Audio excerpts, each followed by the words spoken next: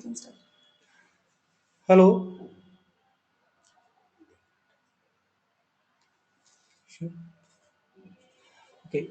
Hi, this is Mohan from Solutions IQ, and today we have gathered for the Kanban case study webinar. So, now how will I get the questions? Uh, Once you're done, I'll show you. At the Okay. end, they can type in the questions or I'll unmute them. Then unmute them. You want questions in between. Yes. Just a second.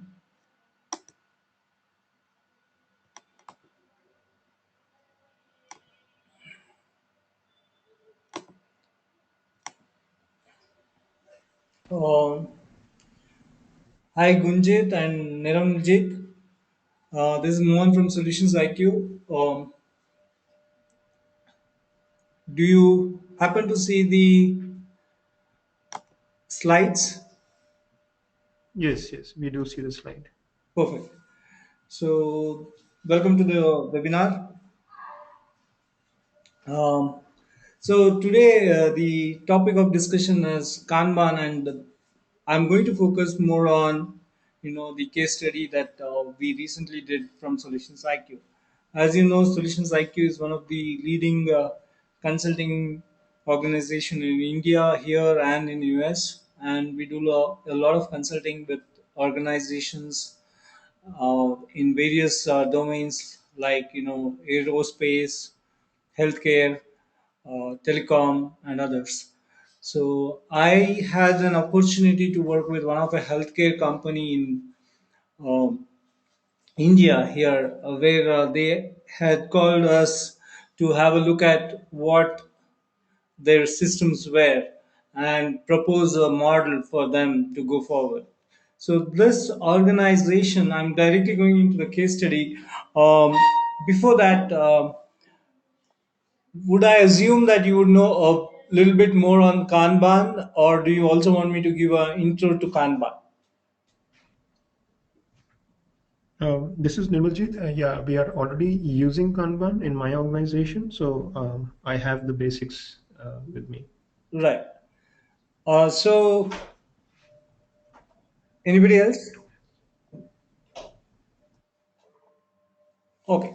So for us, right, when we went to the uh, client, they were doing healthcare, and they were doing two kinds of work there, which was one was normal development work, and the other was the maintenance or product support work, and they were having challenges in terms of the teams being distributed and being available both in US and in India. So they had their L1 L2 supports up there, and they had the product management group up there in US, whereas the development teams and the maintenance teams were down here. So when we first went there, and this was like a 3 to 4 months engagement. So initial first week when I went there, we just did an assessment of what they were doing, and they were trying to do Scrum. So one of the challenges that we had seen on the floor was the teams were not able to do a lot of things in time box fashion, specifically because many teams were both doing maintenance and new development together.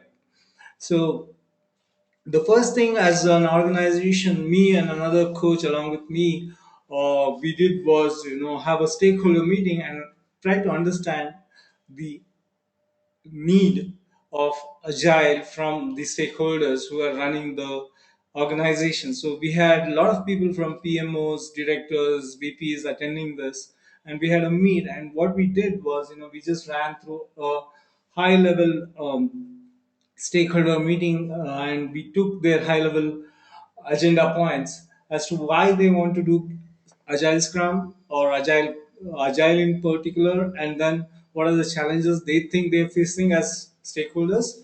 And having said that, we then went into an observation cycle where we started working with the teams, we started seeing what kind of processes they were following, and they were we started gathering data points from that. So one of the things that came out was their process flow. So we looked at the entire process flow, be it for the enhancements or for new development or for the maintenance product, and we drew a whole process flow. So this process flow started from when the requirement came. In case of maintenance, if it came from a customer, then what are the levels and how it went through, and if it was for new development, who were the stakeholders and what were their contributions to it. So we went through the whole process flow. We actually hand drew the whole thing as a team, wherein we as coaches facilitated them to come up with this, and we worked with each of the individual teams to come out with their own process flows. So once the process flow was done, we then started doing, based on our analysis and observation, we started looking and mapping it onto the process flow. So there were a few challenges that they typically found, and the few challenges that we found was, their estimations were not up to the mark. There were planning iterations were not being effective. Their retrospectives were not up to the mark, and so was the what you call as their information radiators were not up to the mark. They were using some tools, but most often whatever the information was captured in the tool was more outdated. It was not up to the mark.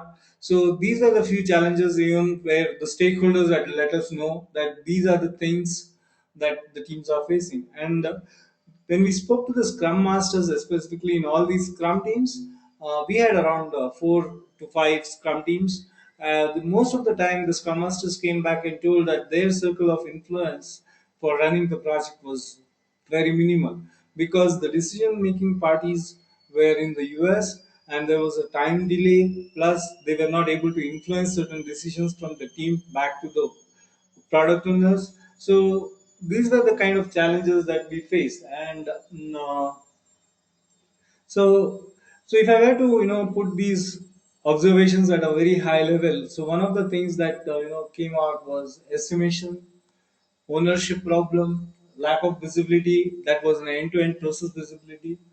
Then utilization of the people was one of the other concerns, because many a times people were being pulled in various directions, be it for the product development or maintenance. They were just running here and there, so there was not much of people didn't know who was working on what. And then again, they had a problem about the risks that used to keep cropping up. And so these are the, like, the top five problems that we identified, and we said we would rather do something that would help them to address all the five. So what we started doing was, we defined as coaches that let's go into Kanban mode. So the teams would still be in Scrum, but on top of it, we will first define the process end to end. So we first did a thing wherein we set up the process Kanban board, and this Kanban board was more for to help teams achieve benefits from Kanban. So one of the things that we did was, took the team into conference rooms, made them to draw their process, map their process flow into a value stream. So this is where we started identifying gates. We started identifying divisions within the systems. So they had development, QA, review cycles. Because it's healthcare, they also had various other gates which were part of this process. And then we came up with uh, the queues for each of these gates, so that we could capture the waste that was happening in these queues. So once we set up these boards, we got these boards physically done to a place, uh, where the team were sitting. And this board was shared between both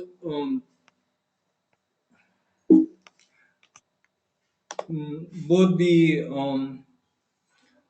um, sorry, here's the process flow. I forgot to go forward in the slides. So we went with the Kanban board and we put it in the place where the teams used to sit. And having said that, we also identified the types of work packets. And as I told you, they were doing enhancements, maintenance, and new development. So those are the three types of work packets, and then we did the work visualization of the workflow. So once these were done, we identified gates and sign-offs.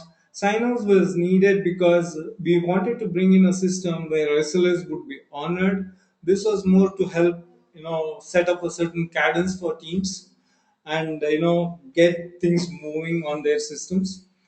And once we started doing this, once the board was set up, few things from the scrum which we always continued was, one, we did still have the scrum master, but now the scrum master had a much better visibility of what's happening in the board.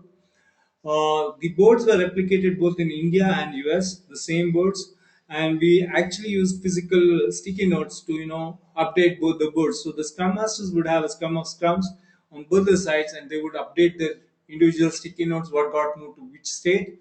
Having said that, the team would still do a daily stand up for 15 minutes, and they would look at the boards and say, what is something that's taking more time, and how could they work on something which had a end date which needed to move faster but was not moving faster. So as a team they would sit and discuss this here in India, once in US, and if there was some dependency between the India US team, usually the Scrum Master and the person who owned that particular task, and if he felt that somebody in US could help, he would go and ask them for help. So till now, any questions? Sorry, Mohan. Actually, looks like there was some technical difficulty, and we lost you for the last, I think, 3 to 4 minutes. Oh, is it? Uh, yes, and actually, there was a message on GoToWebinar saying that the host is having some technical difficulties. So I'm not. Right. We So, might have missed out on the last 3 minutes, I guess, 3 to 4 so minutes. where should I start back You from? can probably do the slides one more time. Yeah. So I'll do the slides one more time. Would that help you? Yes, please. Yeah. Yes, So, please. right. So one was the high level expectations. Did you get that? Yes, you were at the end of, you were just trying to summarize on the top 5 challenges that you had faced. Correct. So Uh, did you hear those top five challenges? yes, yes, I did.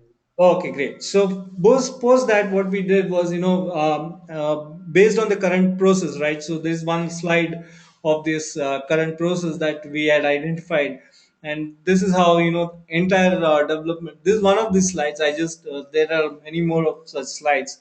So for development, enhancement, and product maintenance, but I just took one that was smaller to just explain. And this is how this is more on the maintenance side where they know there is a client, there's a service request, and it goes to us.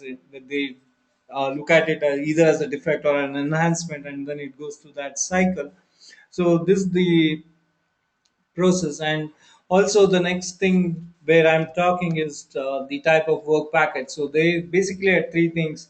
So they had enhancements which would come either from a CR or a defect, and it could be excuse me, or it could be an enhancement by itself, a small one on an existing feature, or there could be a totally new feature development. So we identified these three types of work packets. Is it comfortable now? Did you hear this much? Yes, yes. Though Any question? I get. Uh, yeah, I would have questions. I will let you complete it because the connection seems to be not very good at this point because the audio went away in the last 1 minute or so. I'm sorry, but Again, the technique.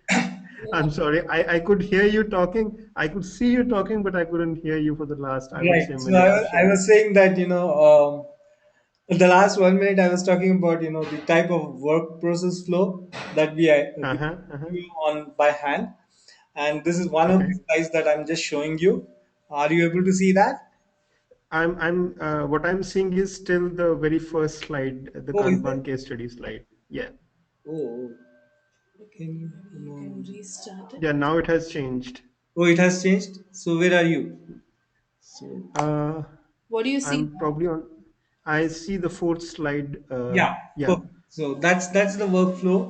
for one of the process. So it was for a maintenance. So if you see there is a client service request, blah blah blah. So this is my Hmm. hand drawn. So each of the teams went through this cycle. So they actually sat and drew these flows for their three types of work package, because it's a healthcare and they are doing different developments for different products within the healthcare system. So each of them had a different process flow. So I just wanted to show you a sample, and from here is where we did a value stream mapping. So is this clear enough? Yeah, yeah. Right. So, and again, from here we identified three types of work package. One was, enhancement. Another was new product development feature set, and the third was, maintenance. So these were the three things that. So, so a question here: did you actually go about using Kanban across these three work areas, or Yes, did yes, you? yes. Yeah. Okay. So basically, what we did was we actually created three Kanban boards, Okay. so that so it's like big for the management, right? For the management it was swim lanes within the same Kanban board, but for the team they could work on different work packets as swim lanes or separate Kanban boards depending on the volume of work that they are getting. So there were some teams which Okay. had very less new features but more on maintenance, so they had it as a separate Kanban board for that, right? But for some teams Hmm. they usually had it as swim lanes. Okay. Yeah. So usually most teams have these three types of work packets.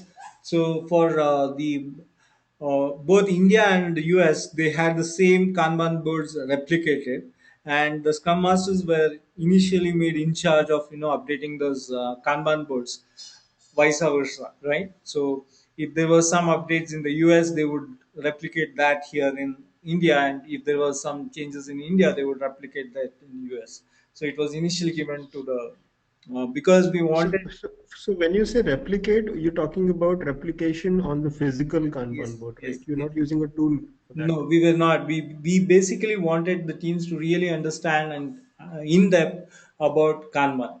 We didn't want to go and Okay. use the tool because one of the challenges, as I told you, from the management was looking at certain things is lack of visibility, right? So they were not if tool update was not happening. They had some tools for Scrum also, but the teams were not frequently updating it. So here, because it was a physical board, everybody could see it, nobody, and there was a bunch of a stack of post-its kept all the time on everybody's desk. They just went up, wrote something, pasted it on the board.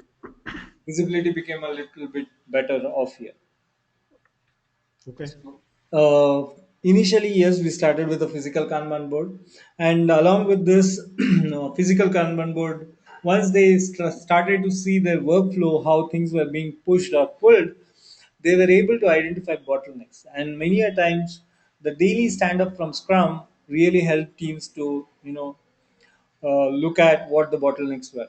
And the other thing was, because now things were prioritized by the stakeholders and they were just coming and sitting in the backlog, people knew exactly which was the most high priority stuff that they needed to work. And scenarios where there were more than one things which were of high priority, the teams used to usually get into a 10-minute 15-minute kind of calls or chats, and they would discuss which one needs to really go up front first, rather than just make their own decision and say this is what I'm working on, this won't get answered. So now there was much more communication between the two teams. And for us the best part was this team in US was on the east coast, so it helped us a little bit better to manage time. So this was one of the best things that happened with the physical Kanban board. In, Okay.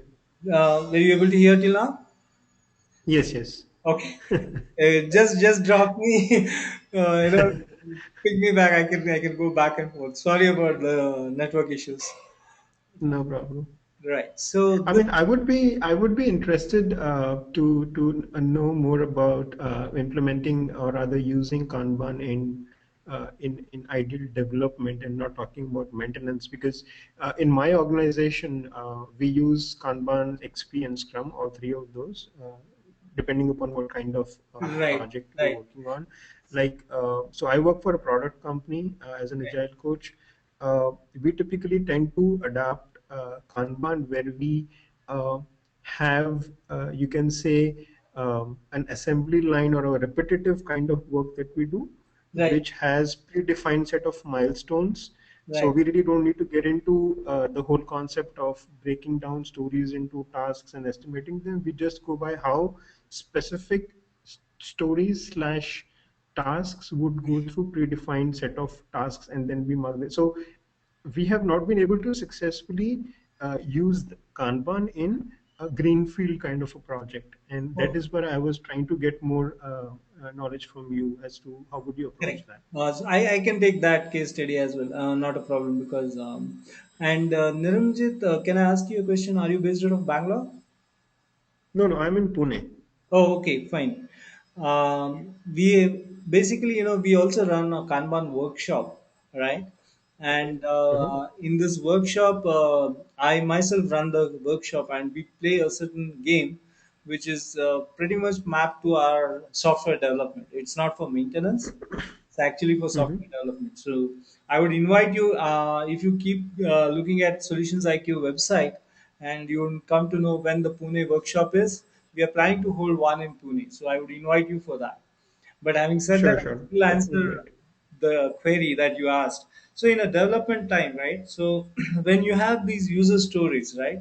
So one of the techniques that we used with this customer was we just had the user stories. We didn't get into breaking down into tasks, because usually what had happened there was, when they were doing sprint, teams were taking the user story one person at a time. So if there were five members in the team, each one owned Mm-hmm. one user story, right?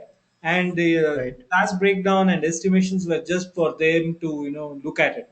It was usually not made visible or told. So they would just write some data, and usually those stories would take longer than what they had estimated, including the time. Okay. So what we Mm-hmm. started doing is, with the Kanban board, we just put all their user stories as a part of the backlog, and we had the product owner prioritize it, right? If there was a Mm-hmm. conflict on the priority, and if he needed to move one thing or the other on the top, we had one other bucket which was called a queue to the next stage or within a stage. So we could just put it in the queue and say blocked for priority change or something like that. Okay. So that's what we did, and the working agreement that we got with the team was, to make them agree upon that whenever the highest priority work packet comes in, more than one person works on it, not a single person, right? So that was the Mm-hmm. working agreement that we got working with the teams. So when we did this working agreement, usually what started happening is QA development started pairing up more initially. Then we started making two developers, one QA kind of match, and things to work.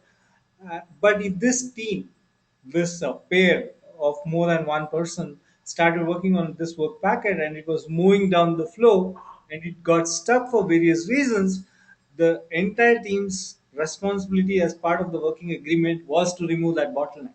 So if it means speaking to the people in US and getting it resolved, or working with the Scrum Master and getting it resolved, so be it. So that was how we changed the whole process of working on user stories, which Yeah, certain I mean, but again, there, I'm just kind of maybe running too fast. But with that kind of a setup, for me, it would be hard to track progress in terms of if I was to put together, let's say, a release plan, right? correct, Now, correct. what kind of data Like points would I have in this kind of setup? I was going to come to that. So whenever Okay. product owner put the work packet into the user story into the product backlog bucket, right? He would put a date time Mm-hmm. stamp. So he would say that it came on 1st of January, right? And from there onwards, the ticker would start. And it would capture for each of these stages within the development or QA or wherever build or wherever it goes, up to the integration point, how much time it has spent in each of those individual uh, WIP limits and in the individual queue limits. So every place the timestamp would be captured. So now what started happening is, because you are doing a cumulative flow diagram there, you had the end to end. So if I say when it came in, when it went out, so that was like 40 days. We had this as a actual data point. I'm not generating this. Their work packet used to take 40 days. What they started finding it out was, there were certain queues where the time in that queue was more than a week, because somebody had to review it, approve it, and then take it to the next step. So these kind of ways started coming out because you started now time stamping each of those columns within your flow, right?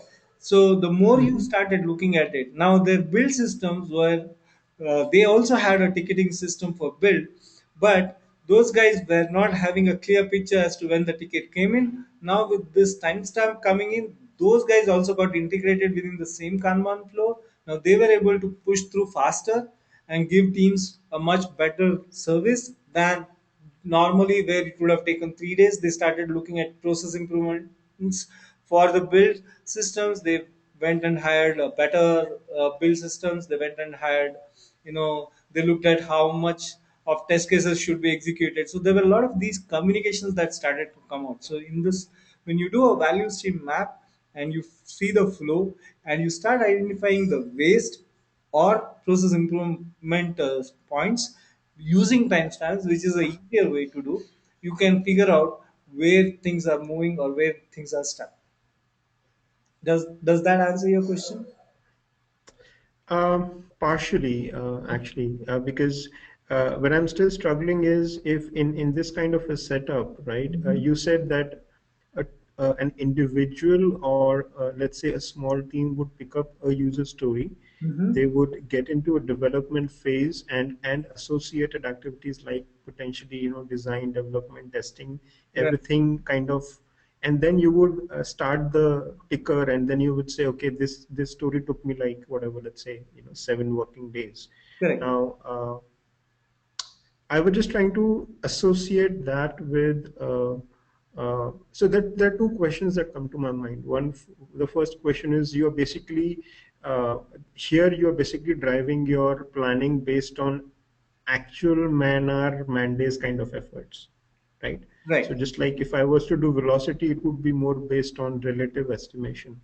So right, one part is that. The second part is I'm still trying to ask a question as to what made you choose Kanban over Scrum in this kind of setup. I mean, what were the key right. factors that influenced that decision? Right. So one of the things was, their estimations, right, which was in our team was like 40 days, right? Be it a CR or an enhancement, it was taking 40 days, or a new work packet development. So that was not acceptable to the organization, because they felt that something somewhere was getting missed and they were not able to pinpoint what exactly was taking so much time, right?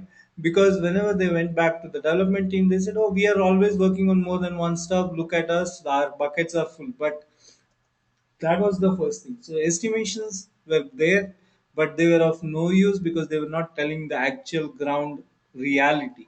It was only when they started looking at these timestamps and they started figuring out that, I as a developer has done some work and I'm waiting for, let's say, you to review my code, and you're also working on something else. You may not get the time to work on it. So I will be waiting for you for like 3 days before you finally came back, and then I am running against time to just finish it and push it up. So these kind of issues is what Kanban started to throw to us.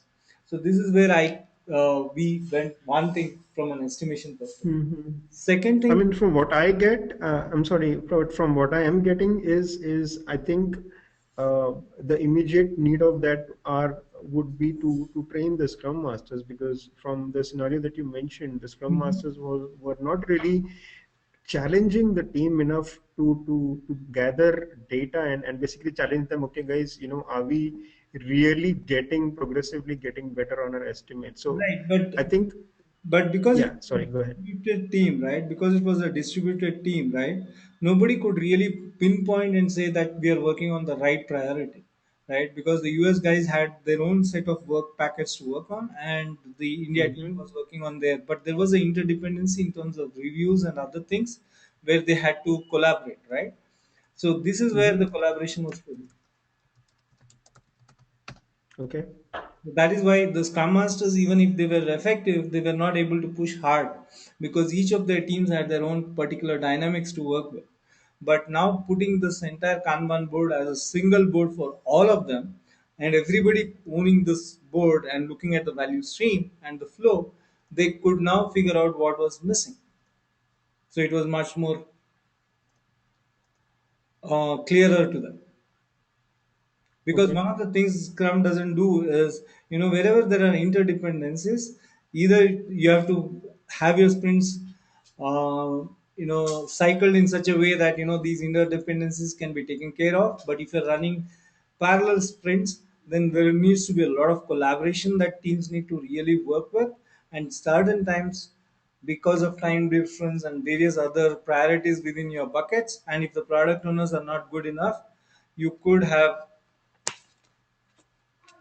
what you call issue around this. So this was one of the things. And so estimation, lack of visibility, again, people were all, I mean, both the places, right? People were being used completely. The utilization was 100%, but their energies were focused differently. So that was another thing. So this is where I was coming from, and that's why we recommended Kanban.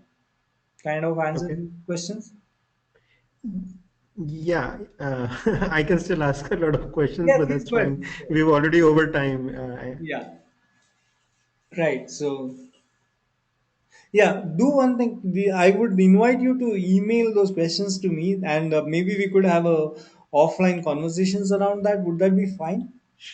Yeah, yeah, that will be great. Yeah. Yeah. So, because I can take you much more through your we could speak at a more personal level and figure out what your things are and how we can help it there. Mm-hmm. Would Mm-hmm. that help? Yeah, I mean, we are doing Kanban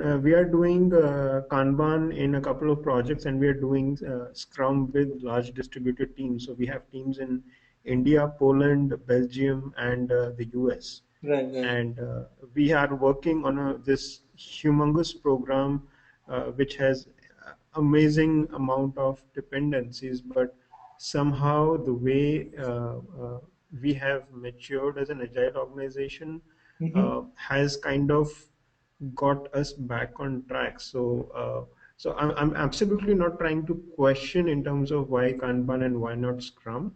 It Right. was more for my knowledge as to, okay, if I was to maybe we didn't even give it a thought as to should we even try Scrum or sorry Kanban, but I was just trying to probably get a different perspective of looking at new assignments, because in our organization invariably any greenfield project or any big program, we either go the XP or the Scrum way.